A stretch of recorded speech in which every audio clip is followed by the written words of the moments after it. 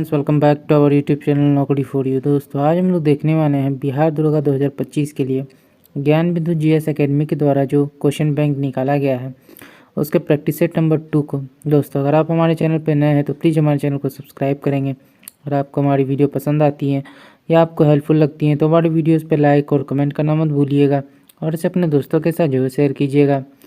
तो चलिए दोस्तों, शुरू करते हैं आज की इस वीडियो को। यह वीडियो आपके आगामी बिहार दरोगा के एग्ज़ाम में काफ़ी हेल्पफुल साबित होगा। तो चलिए दोस्तों शुरू करते हैं। तो चलिए देखते हैं। बिहार पुलिस मध्य निषेध दरोगा मंडल अग्निशमन पदाधिकारी नियुक्ति मुख्य परीक्षा का हल प्रश्न पत्र है। तो सबसे पहला है, टॉयलेट मैन ऑफ इंडिया किसे कहा जाता है? तो आंसर हो जाएगा बी, बिंदेश्वर पाठक को। इनका जन्म जो है बिहार के वैशाली जिले में 1943 में हुआ था। इन्होंने भारत में स्वच्छता और स्वास्थ्य की दिशा में सुधार और सामाजिक परिवर्तन हेतु 1970 में सुलभ इंटरनेशनल संस्था की स्थापना की। इन्हें 1991 में पद्म भूषण से सम्मानित किया गया। इनकी मृत्यु 15 अगस्त 2023 को दिल्ली में हुई थी। मिशन इंद्रधनुष का संबंध किससे है? तो इससे जो है डी, टीकाकरण से है। मिशन इंद्रधनुष अभियान को भारत सरकार के केंद्रीय स्वास्थ्य मंत्रालय द्वारा सभी बच्चों को टीकाकरण के अंतर्गत लाने के लिए 25 दिसंबर 2014 को प्रारंभ किया गया। मिशन इंद्रधनुष में बच्चों को 60 टीके यथा डिप्थीरिया, काली खांसी, टिटनस, पोलियो, खसरा, टीबी तथा हेपेटाइटिस बी लगाने का प्रावधान है। विश्व पर्यावरण दिवस कब मनाया जाता है? तो 5 जून को। पहला विश्व पर्यावरण दिवस जो है 1974 में मनाया गया था। विश्व पर्यावरण दिवस 2023 की जो थीम थी वो थी बीट प्लास्टिक पोल्यूशन। यूएनईपी का गठन संयुक्त राष्ट्र महासभा की स्वीडन स्टॉकहोम में मानव पर्यावरण पर हुए कॉन्फ्रेंस 1972 के परिणाम स्वरूप हुआ। प्रथम पृथ्वी सम्मेलन कहाँ आयोजित किया गया? तो रियो डी जेनेरियो में। वर्ष 1992 में ब्राजील के रियो डी जेनेरियो शहर में पर्यावरण संरक्षण तथा सामाजिक आर्थिक विकास से जुड़ी तत्कालीन समस्याओं का समाधान खोजने के उद्देश्य से पृथ्वी शिखर सम्मेलन आयोजित किया गया। इस सम्मेलन में सतत विकास हेतु वैश्विक कार्य योजना एजेंडा 21 को अपनाया गया। रियो प्लस 10 2002 दक्षिण अफ्रीका के जोहान्सबर्ग में आयोजित किया गया था। इसे पृथ्वी सम्मेलन 2002 के नाम से भी जाना जाता है। 2026 में फीफा विश्व कप कहाँ आयोजित किया जाएगा? तो ये यूएसए, कनाडा और मेक्सिको में आयोजित किया जाएगा। मस्तिष्क का सबसे बड़ा भाग कौन सा है? तो सेरिब्रम। मस्तिष्क का सबसे बड़ा भाग जो है सेरिब्रम प्रमस्तिष्क है। मानव मस्तिष्क के 3 प्रमुख भागों में विभाजित किया गया है, अग्र मस्तिष्क, मध्य मस्तिष्क और पश्च मस्तिष्क। अग्र मस्तिष्क के 2 भाग होते हैं, एक होता है प्रमस्तिष्क और दूसरा डायएन्सेफलॉन। यह मस्तिष्क का जो प्रमस्तिष्क होता है, यह मस्तिष्क का सबसे बड़ा भाग है। संपूर्ण मस्तिष्क का लगभग 2/3 हिस्सा होता है। मानव में किसी बात को सोचने समझने की शक्ति, स्मरण शक्ति, घृणा, प्रेम, भय के अनुभव जैसी क्रियाओं का नियंत्रण और समन्वय प्रमस्तिष्क द्वारा होता है। यह मस्तिष्क के अन्य भागों के कार्यों पर भी नियंत्रण रखता है। दूसरा, यह अग्र मस्तिष्क का एक भाग है। यह अधिक या कम ताप के आभास तथा दर्द और रोने जैसी क्रियाओं का नियंत्रण करता है। मध्य मस्तिष्क यह 2 भागों में बटा होता है, कार्पोरा क्वाड्रा जिमिना। यह दृष्टि एवं श्रवण शक्ति पर नियंत्रण का कार्य करता है। सेरिब्रल पेंडिकल जो तंतुओं का बंडल होता है जो सेरिब्रल कॉर्टेक्स को मस्तिष्क के अन्य भागों तथा मेरुरज्जु से जोड़ता है।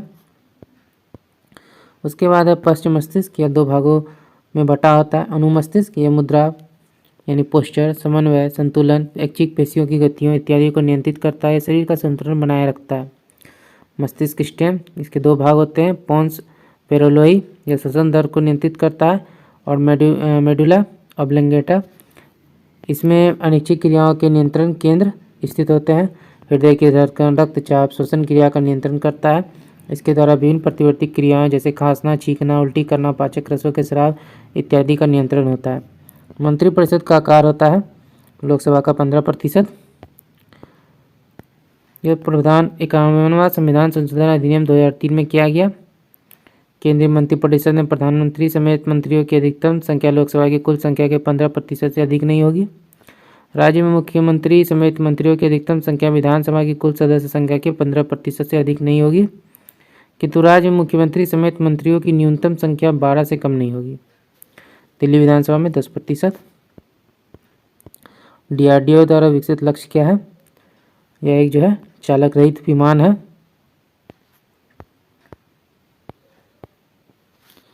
DRDO जो है इसका गठन जो है 1958 में किया गया था। इसका मुख्यालय नई दिल्ली में है।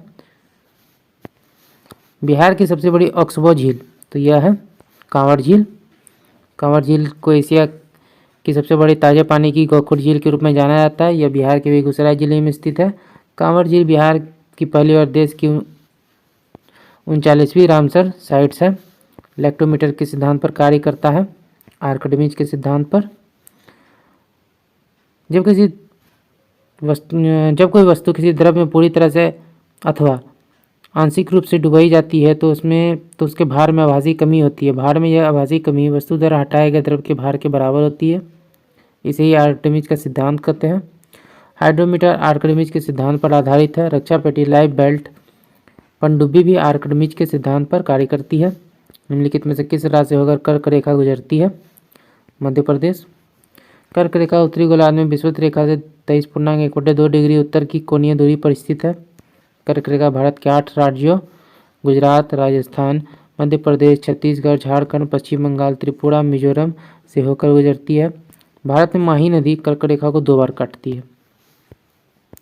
बूढ़ी गंडक किसकी सहायक नदी है? तो ये गंगा की सहायक नदी है। बूढ़ी गंडक सोमेश्वर श्रेणी के पश्चिमी भाग से निकलकर पश्चिमी चंपारण, पूर्वी चंपारण, मुजफ्फरपुर, समस्तीपुर, बेगूसराय जिले में बहते हुए अंत में खगड़िया जिले में गंगा में मिल जाती है।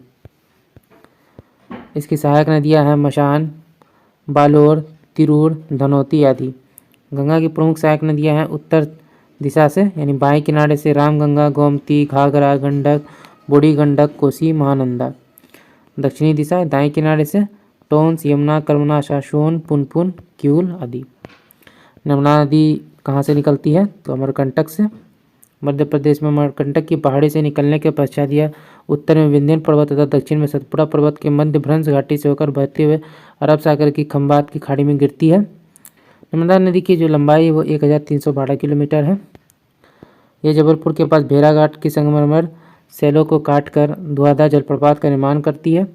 और संग नर्मदा में दाएं तट से मिलने वाली एक प्रमुख नदी है। तवा, बंजर, शेर आदि इसकी अन्य सहायक नदियां हैं। बंगाल की दीवानी अधिकार अंग्रेजों को मिली इलाहाबाद की संधि द्वारा। इलाहाबाद की प्रथम संधि 12 अगस्त 1765 को मुगल सम्राट शाह आलम द्वितीय तथा अंग्रेज गवर्नर लॉर्ड क्लाइव के मध्य संपन्न हुआ। इस संधि के तहत कंपनी को मुगल सम्राट से बंगाल, बिहार एवं उड़ीसा की दीवानी प्राप्त हुई। इसके बदले कंपनी ने मुगल सम्राट को 26 लाख रुपए के वार्षिक पेंशन देना स्वीकार किया। कंपनी ने अवध के नवाब से कड़ा इलाहाबाद के क्षेत्र को लेकर मुगल सम्राट शाह आलम द्वितीय को दे दिया। इलाहाबाद की द्वितीय संधि 16 अगस्त 1765 को अवध के नवाब शुजा-उद-दौला एवं लॉर्ड क्लाइव के मध्य हुआ। चुनाव आयोग का उल्लेख किस अनुच्छेद में है? तो अनुच्छेद 324।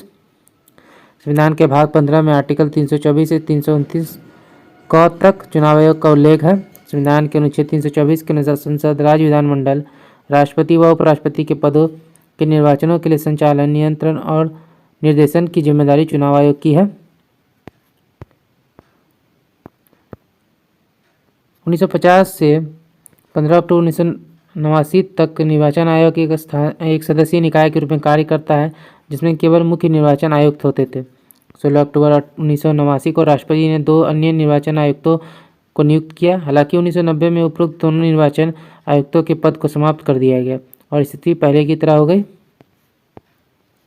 एक बार फिर 1993 में 2 निर्वाचन आयुक्तों को नियुक्त किया गया। इसके बाद से अब तक आयोग बहुत सदस्य संस्था के तौर पर काम कर रहा है, जिसमें एक मुख्य निर्वाचन आयुक्त व 2 अन्य निर्वाचन आयुक्त होते हैं। मुख्य निर्वाचन आयुक्त व 2 अन्य निर्वाचन आयुक्तों के पास समान शक्तियाँ होती हैं तथा उनके वेतन और भत्ते व दूसरे लाभ भी एक समान होते हैं, जो सर्वोच्च न्यायालय के न्यायाधीश के समान होते हैं। जब मुख्य निर्वाचन आयुक्त व 2 अन्य निर्वाचन आयुक्तों के बीच विचार में मतभेद होता है तो आयोग बहुमत के आधार पर निर्णय करता है। मुख्य निर्वाचन आयुक्त व 2 अन्य निर्वाचन आयुक्तों का कार्यकाल 6 वर्ष या 65 वर्ष की आयु तक, जो पहले हो तक होता है। भारत में भारत के प्रथम मुख्य चुनाव आयुक्त 21 मार्च 1950 से 19 दिसंबर 1958 तक सुकुमार सेन थे। भारत की प्रथम महिला मुख्य चुनाव आयुक्त BS रमा देवी 26 नवंबर 1990 से 11 दिसंबर 1990 थी। राज्य सूची के विषय में संसद कब कानून बनाती है? राज्यसभा द्वारा 2/3 बहुमत से पारित प्रस्ताव पर। संविधान में राज्यसभा को 4 विशेष शक्तियां प्रदान की गई है जो लोकसभा के पास नहीं है। यह संसद को राज्य सूची अनुच्छेद 249 के विषय पर 2/3 बहुमत से प्रस्ताव पारित करके विधि बनाने हेतु अधिकृत कर सकती है। यह संसद को नया अखिल भारतीय सेवाओं के सृजन हेतु अधिकृत कर सकती है, अनुच्छेद 312। केवल राज्यसभा ही उपराष्ट्रपति को हटाने की प्रक्रिया शुरू कर सकता है, अनुच्छेद 67।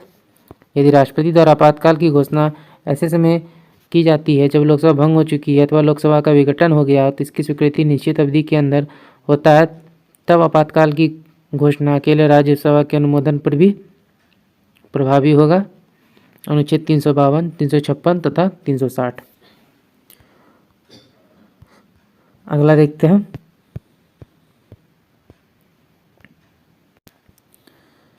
अगला, संविधान में लोकसभा को निम्नलिखित विशेष शक्तियां प्रदान की गई है जो राज्यसभा के पास नहीं है।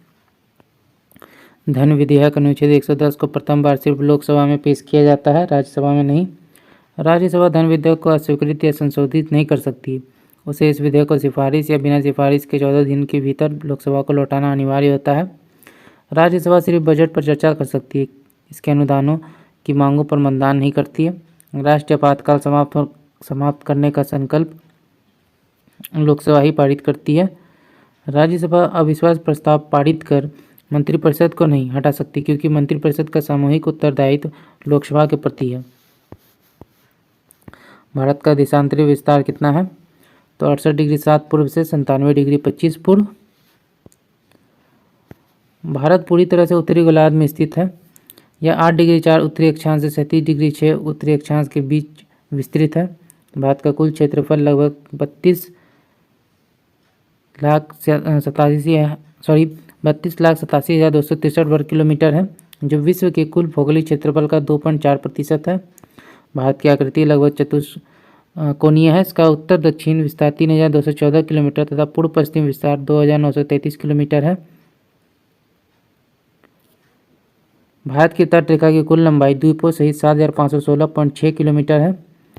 भारत की स्थलीय सीमा की लंबाई 15,200 किलोमीटर है। भारत का सबसे उत्तरी बिंदु इंदिरा कॉल लद्दाख। भारत का सबसे दक्षिणी बिंदु इंदिरा पॉइंट ग्रेट निकोबार। भारत का सबसे पश्चिमी बिंदु गुहार मोती गुजरात। भारत का सबसे पूर्वी बिंदु किप्थू अरुणाचल प्रदेश है। पराबैंगनी किरणों से रक्षा करने वाली परत है स्ट्रेटोस्फीयर। वायुमंडल की संरचना तापीय विशेषता के आधार पर वर्गीकरण क्षोभमंडल ट्रोपोस्फीयर। वायुमंडल की सबसे निचली परत को संवहन मंडल, परिवर्तन मंडल या क्षोभमंडल कहा जाता है। इसकी औसत ऊंचाई लगभग 13 किलोमीटर है। यह ध्रुवों के निकट 8 किलोमीटर तथा विषुवत पर 18 किलोमीटर की ऊंचाई तक विस्तृत है। क्षोभमंडल में मौसम संबंधी सभी घटनाएं यथा वाष्पीकरण, संघनन, वर्षण, कोहरा, बादल, तरित, झांझा, चक्रवात आदि घटित होती हैं। इसमें प्रति 165 मीटर की ऊंचाई पर वायुमंडल का तापमान 1 डिग्री सेल्सियस की दर से घटता है। क्षोभमंडल समताप मंडल से ट्रोपोफेज द्वारा अलग होता है। अगला है समताप मंडल। धरातल से इसकी ऊंचाई लगभग 50 किलोमीटर है। इस मंडल में किसी प्रकार की मौसम परिघटनाएं घटित नहीं होती। इन्हीं दशाओं के कारण वायुयान उड़ान के लिए समताप मंडल की निचली सीमा आदर्श मानी जाती है। समताप मंडल में ओजोन परत स्थित है जो 15 से 35 किलोमीटर तक विस्तृत है। इस ओजोन परत द्वारा सौर्यिक पराबैंगनी विकिरण तरंगों का अवशोषण होता है। समताप मंडल मध्यमंडल से स्ट्रेटोपोज द्वारा अलग होता है। अगला मध्यमंडल। मध्यमंडल का विस्तार सागर तल से 50 से 80 किलोमीटर की ऊंचाई के मध्य है। मध्यमंडल आयनमंडल से मेसोफेज द्वारा अलग होता है। आयनमंडल का विस्तार 80 से 400 किलोमीटर के मध्य है। कुछ स्रोतों में इसका विस्तार 6 से 40 किलोमीटर तक माना गया है। आयनमंडल में आयनों अर्थात विद्युत आवेशित कणों की प्रधानता है, इसलिए आयनमंडल रेडियो तरंगों को पृथ्वी पर परावर्तित करके संचार व्यवस्था को संभव बनाता है। अगला है बहिर्मंडल। यह मंडल वायुमंडल का सबसे ऊपरी संस्तर है। यह आयन मंडल के ऊपर से शुरू होकर सुदूर अंतरिक्ष में विलीन हो जाता है। अरोरा ऑस्ट्रेलिस और अरोरा बोरियोलिस जैसी परिघटनाएं आयन मंडल में घटित होती है, जो एक प्रकार की सौर्यिक तूफान से निष्कासित इलेक्ट्रॉन तरंग है। सीता माता की जयंती कब मनाई जाती है? वैशाख माह के शुक्ल पक्ष की नवमी को। सर्वाधिक ऊंचाई पर स्थित बादल क्या कहलाते हैं? तो पछाव बादल। बादलों का वर्गीकरण औसत ऊंचाई के आधार पर बादलों को जो है 3 मुख्य वर्गों तथा 10 उपवर्गों में बांटा जाता है। उच्च बादल 6000 से 20000 मीटर ऊंचाई में। तो पछाव बादल यह आसमान में सबसे अधिक ऊंचाई पर सफ़ेद रेशम की भांति कोमल और बिखरे बादल होते हैं। यह हिमकणों से बने होते हैं, इसलिए इनमें जो है वर्षा नहीं होती है। चक्रवात के आगमन के क्रम में सबसे पहले यही मेघ दिखाई पड़ते हैं, इसलिए यह मेघ चक्रवात के आगमन के सूचक होते हैं। पछाव स्तरीय बादल यह बृहद क्षेत्र में दुधिया चादर की भांति फैले रहते हैं। इनके आगमन पर सूर्य तथा चंद्रमा के चारों ओर प्रभामंडल बन जाती है। चक्रवात के आगमन के क्रम में पछाव मेघों के तत्काल बाद यही बादल दिखाई पड़ते हैं। पछाव कपासी बादल ये सफ़ेद रंग के छोटे छोटे गोलों की भांति दिखाई पड़ते हैं तथा प्रायः समूह में या लहरनुमा रूप में दिखाई पड़ते हैं। अगला है मध्य बादल। उच्च स्तरीय बादल होते हैं। ये भूरे अथवा नीले रंग के लगातार चादर की भांति फैले छोटे स्तरों वाले बादल होते हैं। इनके जो है छाए रहने से सूर्य का प्रकाश धुंधला व अस्पष्ट दिखाई देता है। इनसे विस्तृत क्षेत्रों पर लगातार वर्षा होती है। उच्च कपासी बादल ये सफ़ेद एवं भूरे रंग के पतले गोलाकार धब्बों की तरह दिखाई देते हैं। संपूर्ण आकाश में यह महान चादर के रूप में बिखरे होते हैं। अगला है निम्न बादल। ऊंचाई 2500 मीटर तक। स्तरीय बादल यह धरातल के निकट कोहरे के समान बादल हैं। इनमें कई परतें जो है पाई जाती है। सामान्यतः ये आकाश में पूरी तरह छाए रहते हैं। शीतोष्ण कटिबंधीय क्षेत्रों में शीत ऋतु में 2 विपरीत स्वभाव वाले वायु राशियों के मिलने से प्रायः इनका निर्माण होता है। स्तरीय कपासी बादल ये सामान्यतः साफ मौसम के सूचक है। कपासी बादल इनका जो आकार है गुंबदाकार और फूल गोभी की भांति होता है। इसका आधार क्षेत्र समतल पाया जाता है, प्राय साफ मौसम की सूचना देते हैं। कपासी वर्षा बादल ये अत्यधिक गहरे काले एवं सघन बादल हैं। ये नीचे ऊपर की ओर विशाल मीनार की भांति उठे रहते हैं। 7500 मीटर। इन बादलों से भारी वर्षा, ओला, तरी, झांझा आदि उत्पन्न होते हैं। शीतोष्ण कटिबंधीय चक्रवातों में शीत वाताग्रोह के सहारे मुख्यतः इन्हीं बादलों से वर्षा होती है। वर्षा स्तरीय बादल ये धरातल से कम ऊंचाई पर स्थित घने काले और विस्तृत बादल हैं। यह बादल वायुमंडल में आर्द्रता को बढ़ा देते हैं, जिसके परिणाम स्वरूप शीघ्र वर्षा होने लगती है। शीतोष्ण कटिबंधीय चक्रवातों में उष्ण वाताग्रोह के सहारे इन्हीं बादलों से वर्षा होती है। किस ग्रह को नीला ग्रह कहा जाता है? तो नेपच्यून को। वरुण ग्रह पर मौजूद मीथेन गैस द्वारा लाल प्रकाश के अवशोषण के कारण वरुण को नीला ग्रह कहा जाता है। यह सौरमंडल का सर्वाधिक ठंडा ग्रह है। इसका वायुमंडल अति घना, इसमें हाइड्रोजन, हीलियम, मीथेन और अमोनिया विद्यमान है। इसके प्रमुख ग्रह टिटोन व नेरीड है। शुक्र वीनस को सांझ का तारा, भोर का तारा तथा पृथ्वी की जुड़ावन कहा जाता है।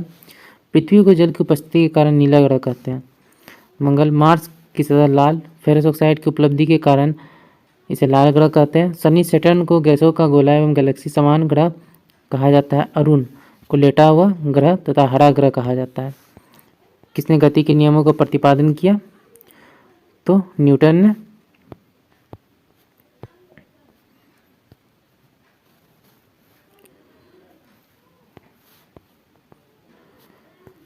कोई वस्तु विराम की अवस्था में हो तो वह विराम की अवस्था में ही रहेगी। यदि वह एक समान गति से किसी सीधी रेखा में चल रही हो तो वैसे ही चलती रहेगी जब तक कि उस पर कोई बाहरी बल लगाकर उसकी अवस्था में परिवर्तित न किया हो। तो ये जो है गति का प्रथम नियम है। प्रथम नियम से हमें बल की परिभाषा मिलती है। पैर की टहनियों को हिलाने से उसके फल टूटकर नीचे गिर पड़ते हैं। कंबल को हाथ से रगड़कर डंडे से पीटने पर धूल के कण झड़कर गिर पड़ते हैं।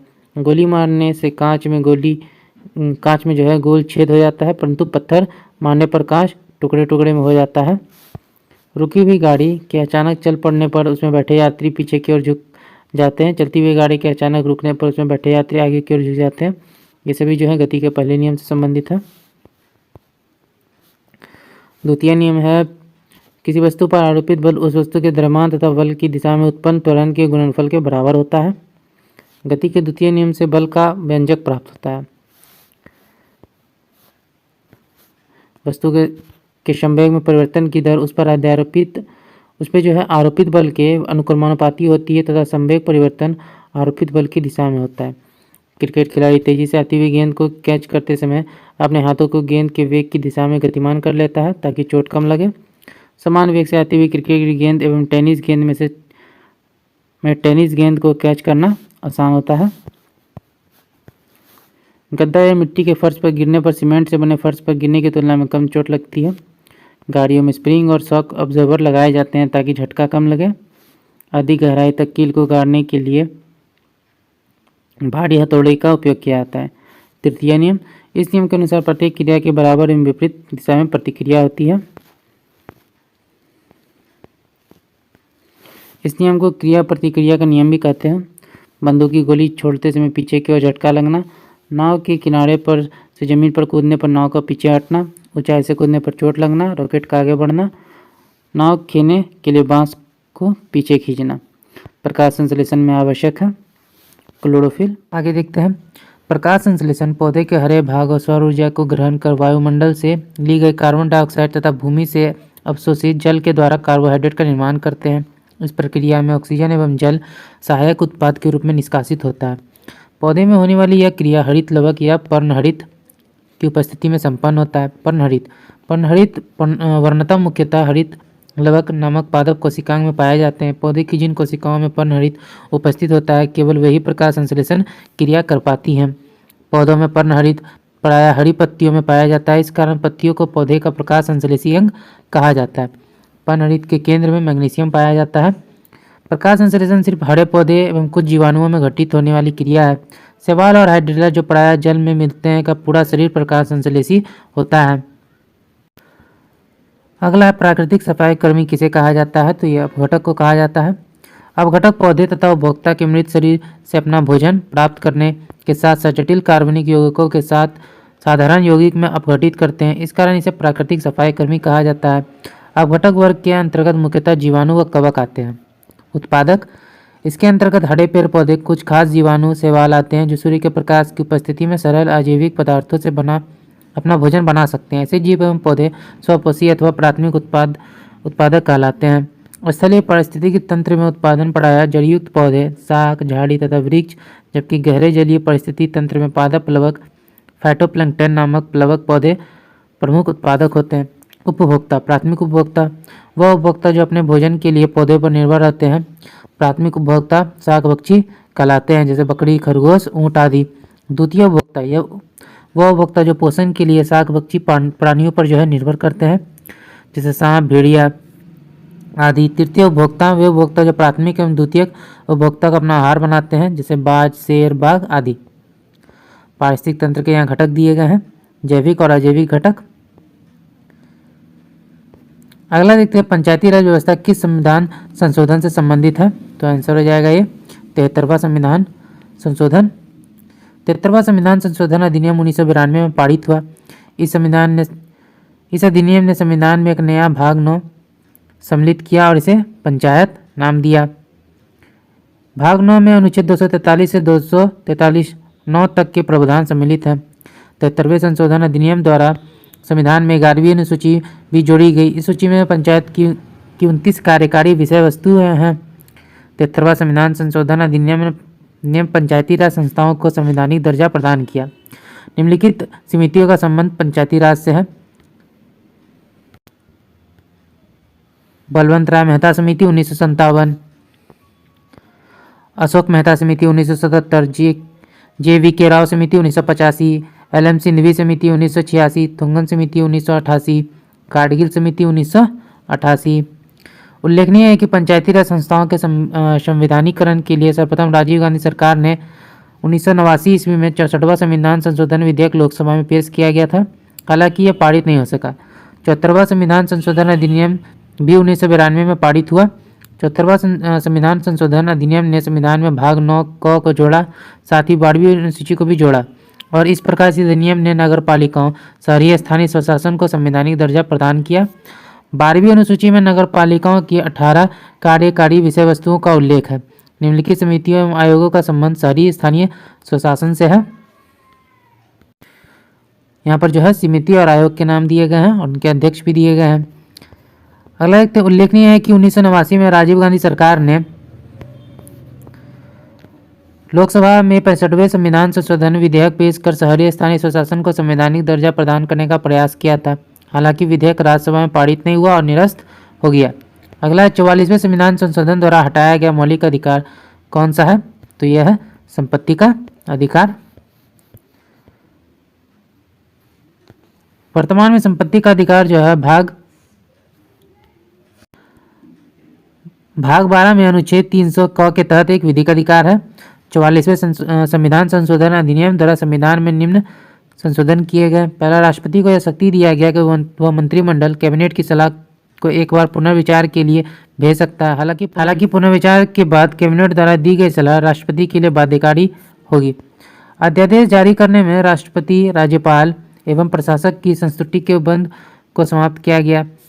राष्ट्रपात के संदर्भ में आंतरिक अशांति शब्द के स्थान पर सशस्त्र विद्रोह शब्द रखा गया। राष्ट्रपति के लिए यह व्यवस्था बनाई गई कि वह केवल कैबिनेट की लिखित सिफारिश पर ही आपातकाल घोषित कर सकता है। मूल अधिकारों की सूची में संपत्ति का अधिकार समाप्त किया गया और इसे केवल विधिक अधिकार बनाया गया। अनुच्छेद 20 और 21 द्वारा प्रदत्त मूल अधिकारों को राष्ट्रपातकाल में भी जो है निलंबित नहीं किया जा सकता है। बर्फ क्या है?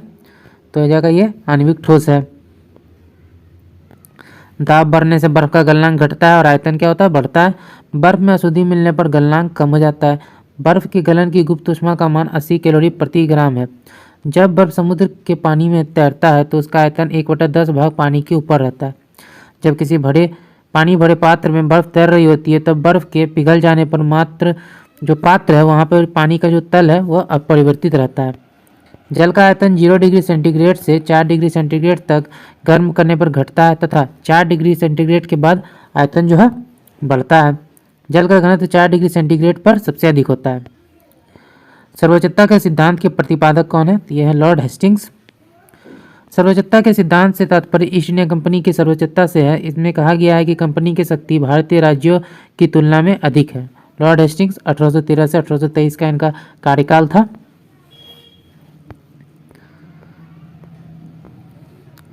अंग्ल नेपाल युद्ध 1814-16 तथा सुगौली की संधि 1816 इन्हीं के समय हुई। सुगौली की संधि के बाद हेस्टिंग्स को मार्क्वेस ऑफ हेस्टिंग्स की उपाधि दी गई। तृतीय अंग्ल मराठा युद्ध 1817-19 तथा मराठा परिसंघ का कंपनी के साम्राज्य में विलय इन्हीं के समय हुआ। रैयतवाड़ी बंदोबस्त 1820 लागू इन्हीं के समय। मद्रास के गवर्नर टॉमस मुंडा द्वारा जो है ये किया गया। महालवाड़ी व्यवस्था लागू 1822 में हॉल्ट मैकेंजी द्वारा पंजाब में शुरुआत हुई। 1822 का टेनेंसी एक्ट या काश्तकारी अधिनियम लागू बंगाल में जो है इसे जो है लागू किया गया। संविधान सभा के प्रथम अध्यक्ष डॉक्टर सच्चिदानंद सिन्हा।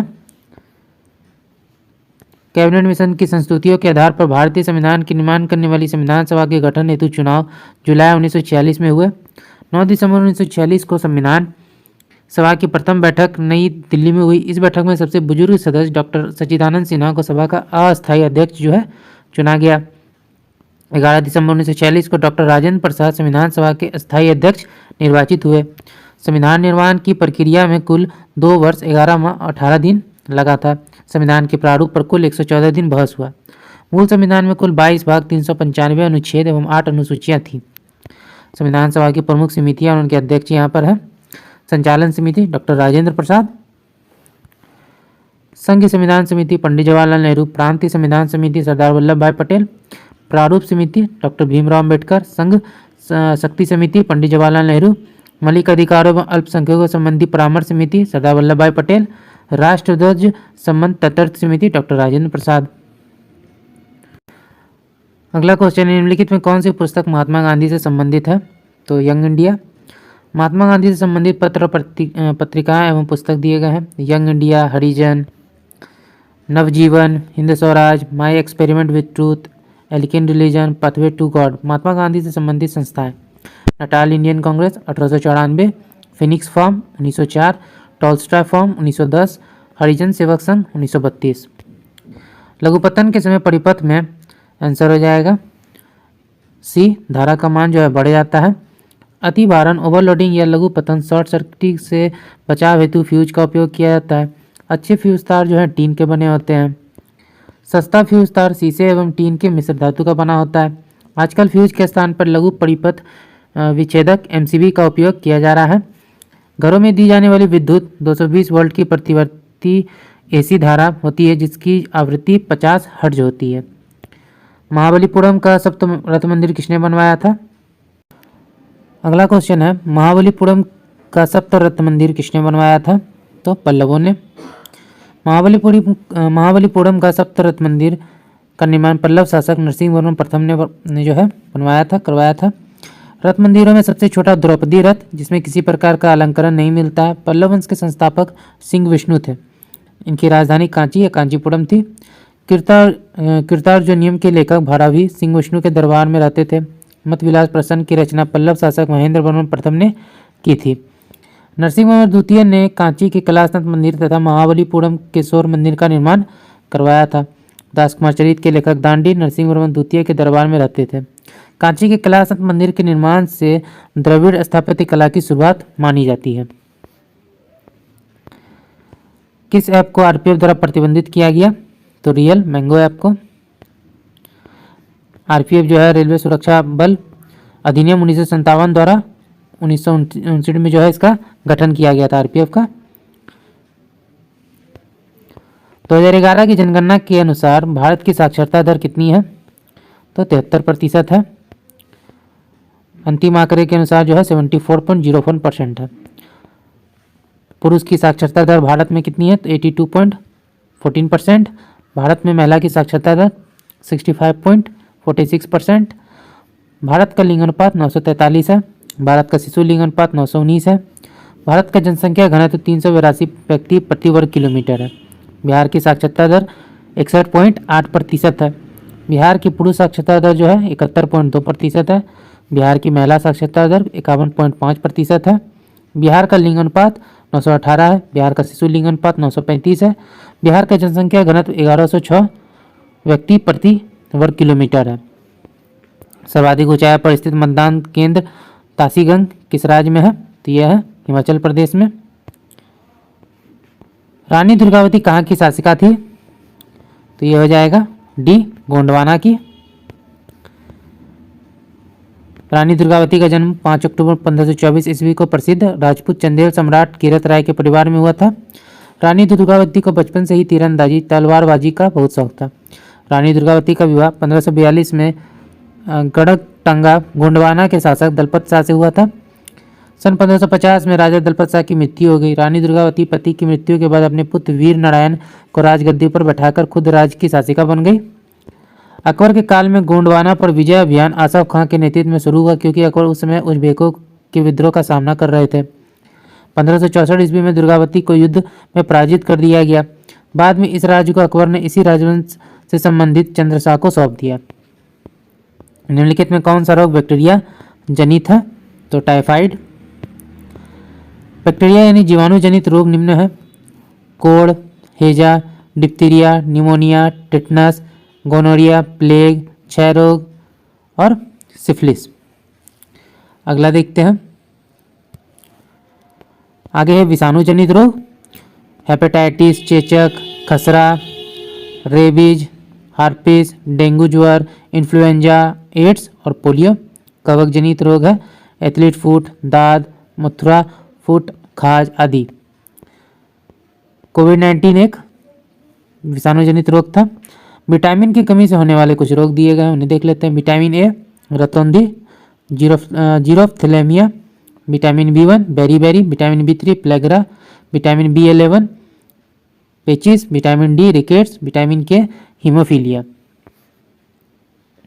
पाटलिपुत्र के संस्थापक कौन थे? उदयन। उदयन हर्यक वंश के शासक थे। हर्यक वंश के संस्थापक बिंबिसार था। बिंबिसार का पुत्र अजातशत्रु तथा अजातशत्रु का पुत्र उदयन था, जो 460 ईस्वी पूर्व में मगध की गद्दी पर बैठा। उदयन ने पाटलिपुत्र को मगध की राजधानी बनाया। पूर्व में राजधानी जो है राजगीर थी। उसने पटना में गंगा एवं सोन के संगम पर एक किला भी बनवाया। ग्लूकोज का सूत्र क्या है? C6H12O6। परीक्षा उपयोगी महत्वपूर्ण सूत्र कुछ दिए गए हैं, देख लेते हैं। भारी हाइड्रोजन D, भारी जल D2O, लाफिंग गैस N2O, शुष्क बर्फ CO2, ठोस में बेकिंग सोडा NaHCO3, धोवन सोडा Na2CO3 इंटू 10H2O, साधारण नमक NaCl, plaster of Paris CaSO4 dot half H2O, gypsum CaSO4 into 2H2O, जल gas CO plus H2, ethyl C2H5OH, मंड C6H10O5 N, फार्मेलिन SCHO या CH2O, सिरका CH3 COOH, marsh gas CH4। Kothari आयोग का संबंध किससे है? शिक्षा से। सन 1964 में भारत सरकार ने डॉक्टर दौलत सिंह कोठारी की अध्यक्षता में स्कूली शिक्षा प्रणाली को नया आकार व नई दिशा देने के उद्देश्य से कोठारी आयोग का गठन किया। डॉक्टर कोठारी इस समय विश्वविद्यालय अनुदान आयोग के अध्यक्ष थे। आगे देखते हैं, डोडा बेटा किस पर्वत की सबसे ऊंची चोटी है? नीलगिरी। पूर्वी घाट और पश्चिमी घाट के पर्वत नीलगिरी पर्वत ग्रंथि में मिलते हैं, जिसका सर्वोच्च शिखर जो है डोडा बेटा 2637 मीटर है। डोडा बेटा दक्षिणी भारत का दूसरा सर्वोच्च शिखर है। नीलगिरी के दक्षिण में अन्नमलाई की पहाड़ियां हैं। अन्नमलाई की सर्वाधिक ऊंची चोटी अनाईमुड़ी 2695 मीटर है। यह पश्चिम घाट सहित संपूर्ण दक्षिण भारत का सर्वोच्च शिखर है। पूर्वी घाट की सबसे ऊंची चोटी जिंदागढ़ चोटी 1690 मीटर है। सतपुरा पर्वतमाला की सबसे ऊंची चोटी धूपगढ़ 1350 मीटर है। उत्तर सह्याद्री का सबसे ऊंचा शिखर या सर्वोच्च शिखर कलसूबाई है। अरावली पर्वतमाला का सर्वोच्च शिखर गुरु शिखर 1722 मीटर है, जो माउंट आबू के पहाड़ियों में स्थित है। 8वीं अनुसूची में कितनी भाषाओं को शामिल किया गया है? तो 22। 8वीं अनुसूची में 22 भाषाओं को शामिल किया गया। ये भाषाएं असमिया, बांग्ला, बोडो, डोगरी, गुजराती, हिंदी, कन्नड़, कश्मीरी, कोंकणी, मैथिली, मलयालम, मणिपुरी, मराठी, नेपाली, उड़ीसा, पंजाबी, संस्कृत, संथाली, सिंधी, तमिल, तेलुगु तथा उर्दू। मूल संविधान में 8वीं अनुसूची में 14 भाषाएं शामिल थी। सिंधी भाषा को 1967 के 21वें संविधान संशोधन अधिनियम द्वारा जोड़ा गया था। कोंकणी, मणिपुरी और नेपाली को 1992 के 71वें संविधान संशोधन अधिनियम द्वारा जोड़ा गया। बोडो, डोगरी, मैथिली और संथाली को 2003 के 92वें संविधान संशोधन अधिनियम द्वारा जोड़ा गया। उड़िया का नाम बदलकर 2011 में ओडिया कर दिया गया। चंद्रयान 3 के लैंडर का क्या नाम है? तो विक्रम। चंद्रयान 3 को 14 जुलाई 2023 को श्रीहरिकोटा स्थित सतीश धवन अंतरिक्ष केंद्र के LVM M3 M4 रॉकेट द्वारा प्रक्षेपित किया गया था। चंद्रयान 3 23 अगस्त 2023 को चंद्रमा के दक्षिणी ध्रुव पर सॉफ्ट लैंडिंग किया था। 23 अगस्त को भारत सरकार ने राष्ट्रीय अंतरिक्ष दिवस के रूप में मनाने की घोषणा की। इसके साथ ही भारत चांद पर सॉफ्ट लैंडिंग करने वाला चौथा देश है, रूस, अमेरिका और चीन के बाद। चंद्रमा के दक्षिणी ध्रुव पर लैंडिंग करने वाला विश्व का प्रथम देश होने का गौरव प्राप्त हुआ। चंद्रयान 3 में एक स्वदेशी लैंडर मॉड्यूल, प्रोफेशनल मॉड्यूल और एक रोवर शामिल है। लैंडर का नाम विक्रम, रोवर का नाम प्रज्ञान। किस राज्य की राजधानी अमरावती प्रस्तावित है? आंध्र प्रदेश। तेलंगाना की राजधानी हैदराबाद है। 2 जून 2014 को आंध्र प्रदेश का विभाजन कर तेलंगाना राज्य का गठन किया गया। हैदराबाद चूंकि तेलंगाना में स्थित है, इसलिए भविष्य में हैदराबाद केवल तेलंगाना की राजधानी रहेगा। इसलिए आंध्र प्रदेश की राजधानी के रूप में अमरावती का प्रस्तावित किया गया है। 31 अक्टूबर 2019 को जम्मू कश्मीर राज्य का विभाजन कर 2 केंद्र शासित प्रदेश बनाए गए, जम्मू कश्मीर और लद्दाख। जम्मू कश्मीर की राजधानी श्रीनगर और लद्दाख की राजधानी जो है लेह है। अगला एकल आवृत्ति वाली ध्वनि को कहते हैं टोन। ध्वनि की गुणवत्ता व अभिलक्षण है जिसमें हम समान तारत्व तथा प्रबलता की 2 ध्वनियों में अंतर करने में सहायता करता है। एकल आवृत्ति की ध्वनि को टोन कहते हैं। अनेक आवृत्तियों के मिश्रण से उत्पन्न ध्वनि को स्वर, नोट कहते हैं और ये सुनने में सुखद होती है। निम्नलिखित में कौन सा मानव हार्मोन नहीं है? तो साइटोकाइनिन। साइटोकाइनिन जो है पादप हार्मोन है। इसकी खोज मिलर, स्कूक और स्ट्रॉन्ग ने 1955 में किया था। यह बौने पौधे को लंबा करने में मदद करता है। पौधे में निम्नलिखित हार्मोन्स जो है पाए जाते हैं। ऑक्सिन्स, यह पौधे की वृद्धि को नियंत्रित करने वाला हार्मोन है। जिब्रेलिन्स, यह बौने पौधे को लंबा करता है। एब्सिसिक एसिड, यह वृद्धि रोधक हार्मोन है। यह बीजों को सुषुप्त अवस्था में रखता है। एथिलीन, यह एकमात्र हार्मोन है जो गैसीय रूप में पाया जाता है। यह फलों को पकाने व मादा पुष्पों की संख्या में वृद्धि करता है। फ्लोरिजेंस, यह फूल खिलाने वाले हार्मोन जो है इसे कहा जाता है। अन्य सभी हार्मोन जो है मानव हार्मोन है। इंसुलिन नामक हार्मोन अग्नाशय के लेगरहिंस की दूपिका बीटा कोशिकाओं से स्रावित होती है। एस्ट्रोजन हार्मोन अंडवाहिनी के परिवर्धन को पूर्ण करता है। कैल्शिटोनिन हार्मोन परावटु ग्रंथि से स्रावित होता है जब रुधिर में कैल्शियम की मात्रा अधिक होती है। सिंधु घाटी सभ्यता के निम्नलिखित स्थलों में से किसमें बृहत स्नानघर पाया गया है? मोहनजोदड़ो। कांस्य की नर्तकी की मूर्ति, सूती कपड़ा, मिट्टी के तराजू, माती देवी की मूर्ति, गले हुए तांबे के ढेर आदि भी मोहनजोदड़ो से पाए गए हैं। जुते हुए खेत के साक्ष्य, आयताकार 7 अग्निवेदिकाएं, कांच और मिट्टी की चूड़ियां, प्रतीकात्मक समाधियां आदि कालीबंगा से पाई गई है। संघ का बना बैल, स्त्री के गर्भ से निकला हुआ पौधा, स्वास्तिक एवं चक्र के साक्ष्य कब्रिस्तान R37, समाधान पेटिका आदि हड़प्पा में पाए गए हैं। लोथल से मनका उद्योग के साक्ष्य तांबे का कुत्ता, फारस की मुहर, बंदरगाह, धान की भूसी आदि पाई गई है। कनिष्क को हराने वाले जनरल चीनी जनरल कौन थे? तो ये थे पांचाओ। कनिष्क का जो है चीन के शासक पांचाओं से युद्ध हुआ था, जिसमें पहले कनिष्क की पराजय हुई, बाद में विजय। कनिष्क कुषाण वंश के महानतम शासक थे। उन्होंने 78 ईस्वी में अपना राज्यारोहण किया तथा इसके उपलक्ष्य में शक संवत चलाया। इसे वर्तमान भारत सरकार द्वारा प्रयोग मार्च 1957 से जो है लाया जाता है। कनिष्क का प्रथम राजधानी पेशावर, पुरुषपुर तथा दूसरी राजधानी मथुरा थी। कनिष्क ने कश्मीर जीतकर वहां कनिष्कपुर नामक नगर जो है बसाया था। बजरंग पुनिया का संबंध किस खेल से है? तो यह है कुश्ती से। प्रमुख खिलाड़ियों से संबंधित खेल दिए गए तो पीवी सिंधु बैडमिंटन, दीपिका कुमारी तीरंदाजी, हिमा दास धावक, साइना नेहवाल बैडमिंटन, दीपा कर्माकर जिम्नास्टिक, रवि कुमार दहिया कुश्ती, Bhavina Patel para table tennis, Manu Bhaker निशानेबाजी, मीराबाई चानू भारोत्तोलन। राज्यसभा कितने दिनों तक धन विधेयक को रोक सकती है? तो 14 दिनों तक। धन विधेयक अनुच्छेद 110 प्रथम बार केवल लोकसभा में पेश किया जाता है। राज्यसभा धन विधेयक को ना तो अस्वीकृत कर सकती है और ना ही संशोधित कर सकती है, वह सिर्फ सिफारिश कर सकती है, जिसको मानना या ना मानने के लिए लोकसभा स्वतंत्र है। राज्यसभा धन विधेयक को अधिकतम 14 दिनों तक रोक सकती है। 14 दिन की अवधि बीत जाने पर यह स्वतः मान लिया जाएगा कि धन विधेयक को जिस रूप में लोकसभा ने पास किया है उसी रूप में राज्यसभा ने भी पास कर दिया है। कृत्रिम पारिस्थितिक तंत्र का उदाहरण है खेत।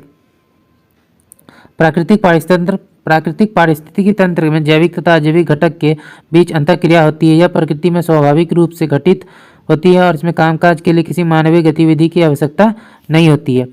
कृत्रिम पारिस्थितिक तंत्र में यह जैविक और अजैविक घटकों वाले एक मानव निर्मित पारिस्थितिक तंत्र है और इसमें प्रौद्योगिकी भी शामिल होते हैं। प्राकृतिक पारिस्थितिकी तंत्र के कुछ उदाहरण दिए गए हैं, देखते हैं। वन, घास के मैदान, मरुस्थल, तालाब, झील, नदी, महासागर, सागर, एस्चुरी, लगोन। और कृत्रिम पारिस्थितिकी तंत्र में चिड़ियाघर, एक्वेरियम, खेत, पोल्ट्री फार्म आदि हैं। तूतीकोरिन बंदरगाह किस राज्य में स्थित है? तमिलनाडु। तूतीकोरिन बंदरगाह का नया नाम VR चिदम्बरम पोर्ट है। यहाँ से मुख्यतः खाद्य तेल, कोयला, नमक एवं पेट्रोलियम उत्पादों का निर्यात किया जाता है। तूतीकोरिन बंदरगाह मन्नार की खाड़ी में स्थित है। भारत के कुछ और बंदरगाह यहाँ पे दिए गए हैं। अगला देखते हैं, फॉरवर्ड ब्लॉक की स्थापना किसने की? तो सुभाष चंद्र बोस ने। ऑल इंडिया फॉरवर्ड ब्लॉक की स्थापना 3 मई 1939 को सुभाष चंद्र बोस के द्वारा की गई। फॉरवर्ड ब्लॉक का अखिल भारतीय सम्मेलन 1940 में नागपुर में आयोजित किया गया। फॉरवर्ड ब्लॉक पार्टी का अध्यक्ष सुभाष चंद्र बोस को तथा महासचिव HV कामत को चुना गया। सुभाष चंद्र बोस ने जर्मनी में फ्री इंडिया सेंटर की स्थापना की।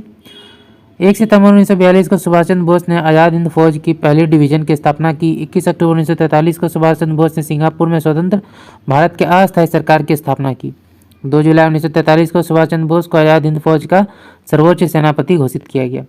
उत्प्रेरक का कार्य क्या है? ये और भी दोनों, अभिक्रिया की दर को बढ़ाना और अभिक्रिया की दर को घटा देना। किसी भी क्रिया में भाग लेने वाले अभिकारक तथा प्राप्त होने वाले उत्पादों की सांद्रता में समय के साथ होने वाले परिवर्तन की को जो है अभिक्रिया की दर कहते हैं। अभिक्रिया की दर को प्रभावित करने वाले कारक दिए गए हैं। उत्प्रेरक वह पदार्थ जो स्वयं तो अभिक्रिया में भाग नहीं लेता लेकिन अभिक्रिया की दर को प्रभावित करता है। ऐसे उत्प्रेरक जो रासायनिक अभिक्रिया की गति को बढ़ाते हैं, धनात्मक उत्प्रेरक। वह उत्प्रेरक जो अभिक्रिया की दर को घटाते हैं, ऋणात्मक उत्प्रेरक। अभिकारक की सांद्रता, अभिक्रिया की दर अभिकारकों की सांद्रता के समानुपाती होती है। ताप बढ़ने पर अभिक्रिया की दर बढ़ती है। अभिकारकों का पृष्ठ क्षेत्रफल, अभिकारकों को छोटे टुकड़ों में बांटने पर जो पृष्ठ क्षेत्रफल बढ़ने से अभिक्रिया की दर तीव्र हो जाती है। साइमन कमीशन का विरोध क्यों हुआ? अगला क्वेश्चन है, साइमन कमीशन का विरोध क्यों हुआ? तो इसमें एक भी भारतीय शामिल नहीं थे। भारतीय शासन अधिनियम 1919 में यह प्रावधान था कि 10 वर्ष बाद एक आयोग की नियुक्ति की जाएगी जो यह जांच करेगी कि भारत उत्तरदायी शासन की दिशा में कहां तक प्रगति करने की दशा में है। साइमन कमीशन की नियुक्ति नवंबर 1927 में की गई। इस कमीशन की नियुक्ति भारत राज्य सचिव बर्कनहेड के द्वारा की गई थी। इस कमीशन में कुल 7 सदस्य शामिल थे। इस 7 सदस्यों में से एक भी भारतीय शामिल नहीं था, इसलिए भारतीयों द्वारा श्वेत कमीशन कहकर इसका बहिष्कार किया गया। यह कमीशन 3 फरवरी 1928 को भारत आया। Muslim League, Justice Party, All India अछूत एसोसिएशन और केंद्र सिख संघ ने इस कमीशन का विरोध नहीं किया। मुंबई में जवाहरलाल नेहरू तथा पंजाब में लाला लाजपत राय के नेतृत्व में इस कमीशन का विरोध किया गया। साइमन कमीशन के विरोध के दौरान लाठीचार्ज से चोटिल होने के कारण पंजाब केसरी लाला लाजपत राय का निधन 17 नवंबर 1928 को हो गया। लाला लाजपत राय को चोटिल करने वाले अंग्रेज पुलिस अधिकारी सॉन्डर्स की हत्या 17 दिसंबर 1928 को हिंदुस्तान सोशलिस्ट रिपब्लिकन एसोसिएशन के कार्यकर्ता भगत सिंह, राजगुरु और चंद्रशेखर आजाद द्वारा कर दी गई। 1940 के नौसैनिक विद्रोह के नायक कौन थे? MS खां। रॉयल इंडियन नेवी के विद्रोह की शुरुआत 18 फरवरी 1940 को हुई, जब बंबई में नौसैनिक जहाज HMIS तलवार के नाविकों ने नस्लभेदी भेदभाव और खराब भोजन के खिलाफ हड़ताल किया था। इन सैनिकों ने BC दत्त की रिहाई की मांग की, जिन्हें जहाज की दीवारों पर भाड़ छोड़ा लिखने के आरोप में गिरफ्तार कर लिया गया था। सरदार पटेल और मोहम्मद अली जिन्ना की सलाह पर नौसैनिकों ने आत्मसमर्पण कर दिया। विद्रोहियों ने आत्मसमर्पण करते हुए कहा कि हम भारत के सामने आत्मसमर्पण कर रहे हैं, ब्रिटेन के सामने नहीं। इस नौसैनिक विद्रोह में इंकलाब जिंदाबाद, जय हिंद, हिंदू मुस्लिम एक हो, ब्रिटिश साम्राज्यवाद मुर्दाबाद, आज़ाद हिंद फौज के कैदियों को रिहा करो आदि नारे लगाए गए। फरवरी 1946 में आईएनए अधिकारी राशिद अली को सजा दी गई थी। धात्विक खनिज का उदाहरण है, तो आंसर हो जाएगा ये सोना, चांदी और लोहा। सोना, चांदी, लोहा धात्विक खनिज के उदाहरण है। धातु के उदाहरण है सोना, चांदी, एल्युमिनियम, तांबा, लोहा, सीसा, platinum, potassium, beryllium, barium, zinc, calcium, nickel, manganese, पारा, मोलिब्डेनम, यूरेनियम, लिथियम, बिस्मिथ। धातुओं के भौतिक गुण। धात्विक चमक, शुद्ध रूप में धातुएं चमकदार होती हैं। आघात वरीयता, धातुओं को पीट कर पतले पत्थर के रूप में परिवर्तित किया जाता है, इस गुण को आघात वरीयता कहते हैं। कठोरता, धातुएं सामान्यतः कठोर होती हैं। कुछ क्षारीय धातु लिथियम, सोडियम, पोटेशियम मुलायम होती हैं। तन्यता, धातु के पतले तार के रूप में खींचने की क्षमता को तन्यता कहते हैं। उष्मा चालकता, धातुएं उष्मा की चालक होती हैं। विद्युत चालकता, सामान्यतः धातुएं विद्युत की चालक होती है। अधातुओं के उदाहरण hydrogen, nitrogen, oxygen, fluorine, neon, chlorine, xenon, helium, radon gas है। एकमात्र द्रव अधातु ब्रोमीन है। Carbon, phosphorus, sulphur, selenium, borane, silicon, iodine ठोस अधातु के उदाहरण है। बेलेडिला किसके लिए प्रसिद्ध है? तो ये लौह अयस्क के लिए।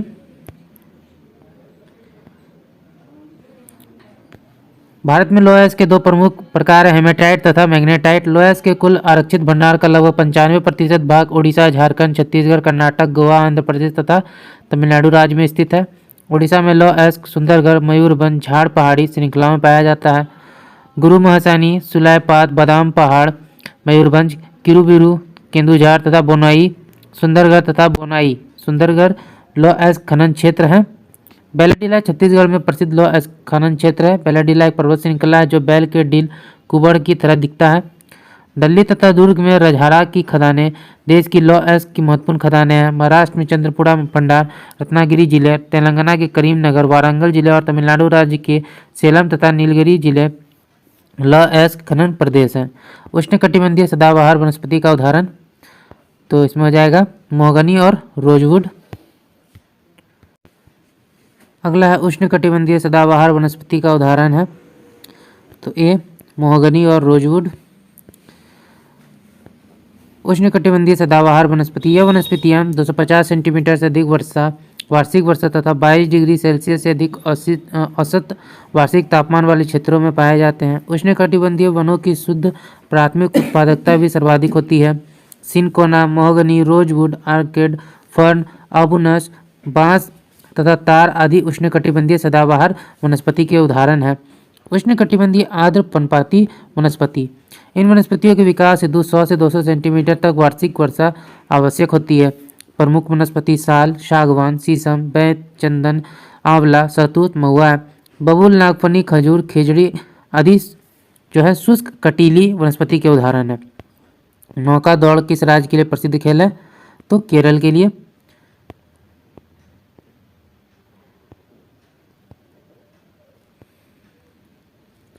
अगला देखते हैं, नरोड़ा परमाणु विद्युत संयंत्र किस राज्य में स्थित है?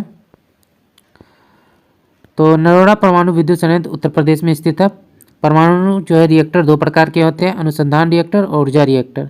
अगस्त 1956 में एशिया के पहले अनुसंधान रिएक्टर अप्सरा का परिचालन भाभा परमाणु अनुसंधान केंद्र बार्क ट्रॉम्बे मुंबई द्वारा किया गया था। अप्सरा रिएक्टर का परिचालन 2009 में बंद कर दिया गया था। भारत में 7 परमाणु संयंत्र में 22 से अधिक रिएक्टर कार्यरत है। तारापुर नाभिकीय संयंत्र महाराष्ट्र भारत का प्रथम ऊर्जा नाभिकीय रिएक्टर। रावतभाटा नाभिकीय संयंत्र राजस्थान। कुणानकुलम तमिलनाडु। कैगा कर्नाटक। काकरापारा गुजरात। कलपक्कम तमिलनाडु। नरोड़ा उत्तर प्रदेश। अनिमेष लोचन चैत्य कहाँ स्थित है? तो बोध गया में।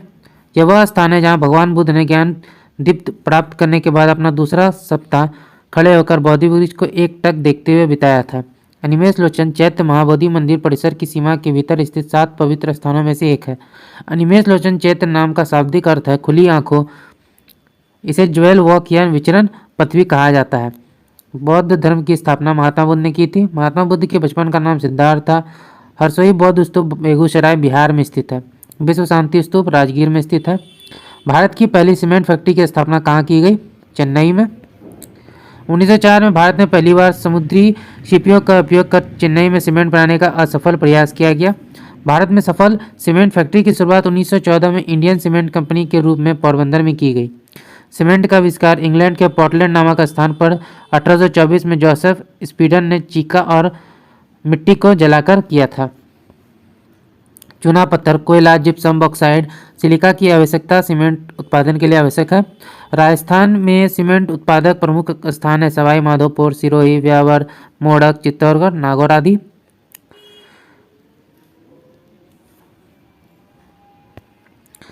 गारो, खासी एवं जयंतिया एक भाग हैं, तो यह है प्रायद्वीपीय पठार के भाग हैं। भारत का प्रायद्वीपीय पठार एक अनियमित त्रिभुजाकार आकृति भूखंड है जिसका विस्तार उत्तर पश्चिम में अरावली पर्वतमाला व दिल्ली, पूर्व में राजमहल की पहाड़ियाँ, पश्चिम में गिर पहाड़ियाँ, दक्षिण में कार्डेमम पहाड़ियाँ तथा उत्तर पूर्व में शिलांग एवं कार्बो एंग्लोंग पठार तक है। प्रायद्वीपीय पठार को पठारों का पठार कहते हैं क्योंकि यह कई पठारों से मिलकर बना है। उत्तर पूर्वी पठार में मेघालय का पठार प्रायद्वीपीय पठार का ही भाग है। उत्पत्ति और संरचना की दृष्टि से मेघालय का पठार प्रायद्वीपीय पठार छोटा नागपुर का पठार का ही पूर्वी विस्तार है जो राजमहल गारो गैप अथवा मालदा गैप के द्वारा अलग हुआ है। इस पठार में पश्चिम से पूर्व की ओर क्रमशः गारो, खासी, जयंतिया तथा मिकिर पहाड़ियां स्थित हैं जो प्राचीन चट्टानों से बनी हैं। गारो, खासी, जयंतिया इस पठार में निवास करने वाली प्रमुख जनजातियां हैं।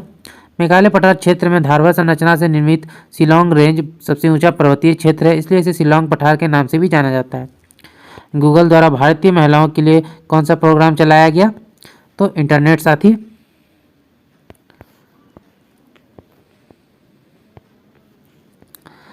अगला मैथ का क्वेश्चन है, तो इसका आंसर हो जाएगा बी 4 चक्कर। उसके बाद जो हमारा आंसर हो जाएगा बी 15। आगे देखते हैं, आगे हो जाएगा आंसर ए 1000।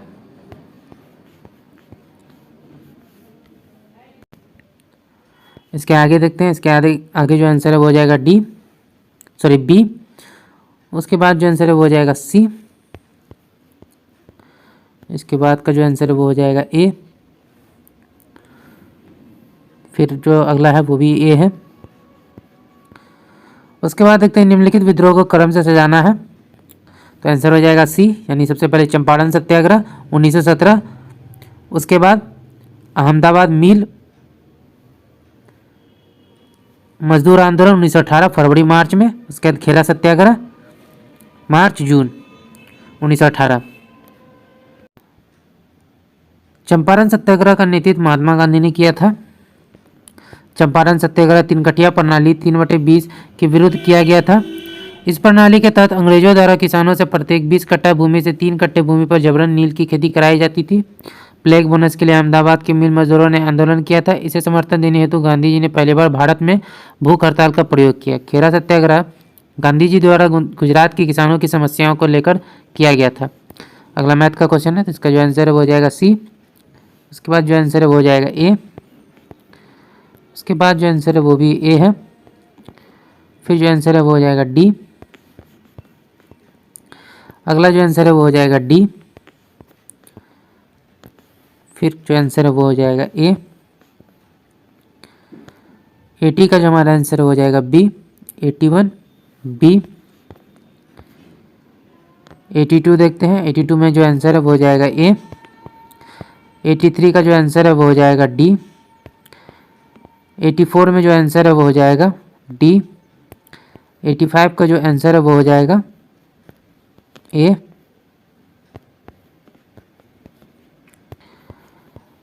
86 देखते हैं, तो 86 में जो आंसर है वो हो जाएगा सी। 87 का जो हमारा आंसर है वो हो जाएगा बी। नीचे दिए गए शब्दों को जो है अर्थपूर्ण क्रम में व्यवस्थित करना है। तो सबसे पहले होगा जुताई, फिर बुआई, फिर सिंचाई, फिर निराई और उसके बाद कटाई। 88 में जो आंसर है वो हो जाएगा ए, उत्तर पूर्व। अगला देखते हैं 89 में जो आंसर है वो हो जाएगा डी। 90 में देखते हैं, तो 90 में जो आंसर है वो हो जाएगा सी। 91 का जो आंसर है वो हो जाएगा बी।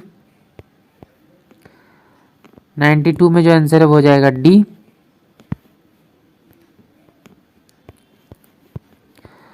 93 देखते हैं, 93 का जो आंसर है वो हो जाएगा बी।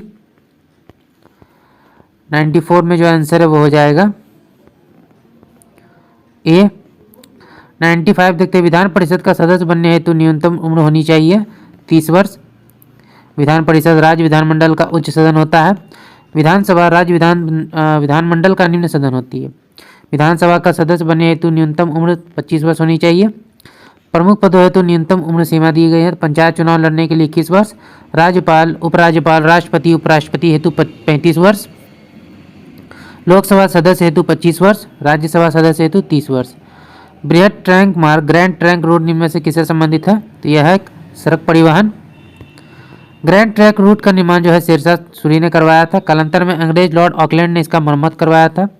ग्रैंड ट्रैंक रोड दक्षिण एशिया की सबसे पुरानी सड़क मार्ग है। वर्तमान में NH1 एवं NH2 को सम्मिलित रूप से ग्रैंड ट्रैंक रोड जो है कहा जाता है। इस सड़क मार्ग को सड़क आजम भी कहा जाता है। विश्व स्वास्थ्य संगठन का मुख्यालय निम्नलिखित में से किस देश में स्थित है? तो स्विट्जरलैंड में। इसकी स्थापना जो है 7 अप्रैल 1948 को की गई थी। विश्व स्वास्थ्य संगठन एक ऐसी संस्था है जो विश्व के सभी देशों के साथ स्वास्थ्य संबंधी समस्याओं पर आपसी सहयोग तथा मानव विकसित करने का काम करती है। विश्व स्वास्थ्य संगठन का मुख्य उद्देश्य पूरे विश्व के लोगों के बेहतर स्वास्थ्य भविष्य देना तथा स्वास्थ्य सेवाओं को मजबूत बनाना है। विश्व स्वास्थ्य संगठनों में सदस्यों की संख्या 194 है। वर्तमान में विश्व स्वास्थ्य संगठन के महानिदेशक जो है वो है टेड्रोस एड्हेनोम घेब्रेयेसस है। विश्व स्वास्थ्य दिवस 7 अप्रैल को मनाया जाता है। विश्व के प्रमुख जो हैं संगठन और उनके मुख्यालय दिए गए हैं, तो इन्हें भी देख लेते हैं। तो सबसे पहले है एशियाई विकास बैंक ADB, 1966 में इसकी स्थापना। मनीला में मुख्यालय है। दक्षिण पूर्वी एशियाई राष्ट्र संघ ASEAN 1967 में स्थापना हुआ। जकार्ता इनका मुख्यालय है। NATO 1949, Brussels. सार्क 1985, काठमांडू। विश्व व्यापार संगठन WTO 1995, जेनेवा। आधुनिक राष्ट्रमंडल कॉमनवेल्थ 1949, लंदन। अंतर्राष्ट्रीय मुद्रा कोष 1945 में गठन हुआ, वाशिंगटन DC, अमेरिका। किसी अर्धचालक का ताप बढ़ने पर उसका प्रतिरोधकता घटती है। अर्धचालक ऐसे पदार्थ जिनमें इलेक्ट्रॉनिक संरचना इस प्रकार की होती है कि कहीं इलेक्ट्रॉन मुक्त हो जाता है और कहीं रिक्त क्वार्टर यानी होल हो जाता है, अर्धचालक कहलाता है। ताप बढ़ने पर अर्धचालक की चालकता बढ़ती है परंतु प्रतिरोधकता घटती है। ओडोमीटर एक उपकरण है जिसके द्वारा मापन किया जाता है तो दूरी का। ऑडियोमीटर यह उपकरण ध्वनि की तीव्रता मापने में काम आता है। ऑडियोफोन इसका उपयोग लोग सुनने में सहायता के लिए कान में लगाने के लिए करते हैं। बैरोमीटर यह उपकरण वायु दाब मापने के काम में आता है। अमीटर इसका उपयोग विद्युत धारा की मापने में जो है किया जाता है। हाइग्रोमीटर, इसकी सहायता से वायुमंडल में व्यक्त आर्द्रता मापी जाती है। सिस्मोग्राफ, ये भूकंप की तीव्रता मापने वाला उपकरण है। फेदोमीटर, यह यंत्र समुद्र की गहराई मापने के काम में आता है। रेन गेज, यह वर्षा मापने के काम में आने वाला उपकरण है। बल एक सदिश राशि है, इसका एसआई मात्रक न्यूटन है। शक्ति का एसआई मात्रक वॉट है, जिसे वैज्ञानिक जेम्स वॉट के सम्मान में रखा गया। अलकनंदा तथा भागीरथी नदी कहाँ आकर मिलती है? देवप्रयाग। अलकनंदा तथा भागीरथी का संगम देवप्रयाग। अलकनंदा और पिंडार का संगम कर्णप्रयाग। अलकनंदा और धौलीगंगा का संगम विष्णुप्रयाग। अलकनंदा और मंदाकिनी का संगम रुद्रप्रयाग। अलकनंदा और नंदाकिनी का संगम नंदप्रयाग। तो दोस्तों आज का वीडियो यहाँ तक था। आशा करता हूँ ये वीडियो आपको पसंद आया होगा। अगर आपने वीडियो को यहाँ तक देखा और अभी तक हमारे चैनल को सब्सक्राइब नहीं किया तो प्लीज़ हमारे चैनल को सब्सक्राइब करेंगे। अगर आपको हमारी वीडियो पसंद आई है, आपको हेल्पफुल लगी तो इसे अपने दोस्तों के साथ भी जरूर शेयर कीजिएगा। हमारी वीडियोस पे लाइक और कमेंट करना मत भूलिएगा। और हाँ दोस्तों, आप लोग हमारी वीडियोस देख तो रहे हैं बट हमारे चैनल को सब्सक्राइब नहीं कर रहे हैं, तो प्लीज़ आपसे एक रिक्वेस्ट होगा कि आप हमारे चैनल को सब्सक्राइब कर लें। तो चलिए फिर मिलते हैं एक मजेदार वीडियो के साथ। जय हिंद।